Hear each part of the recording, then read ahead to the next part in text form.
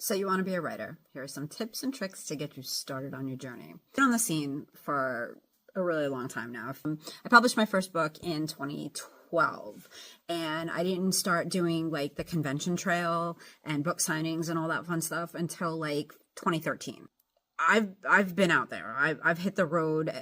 Those of you who know me, I'm out there every weekend. It's a thing, right? If you want to be a writer, you got to write.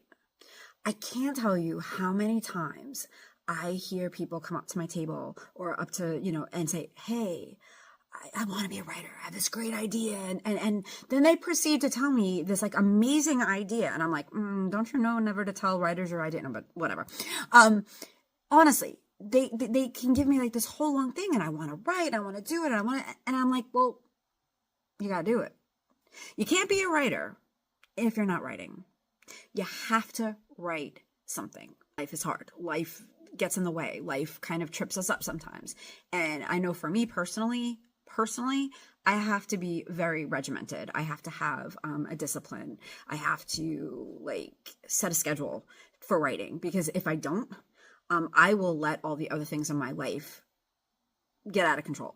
Life is complex. Life is complex and writing is hard.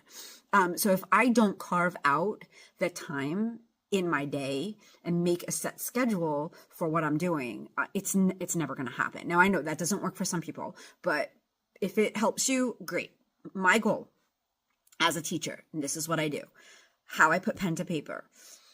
In the summertime, I'm writing 3 days a week. I pick 3 days out of the week, out of a 7-day week, and I write 3,000 words a day. When I'm teaching, that's a whole other animal, right? So when I'm teaching, I pick 3 days a week and I write 1,000 words a night. And that's a little bit easier to digest, especially when my brain is in school mode and, life mode. That schedule might not work for everybody, but you got to write something. If you have an idea, write it down.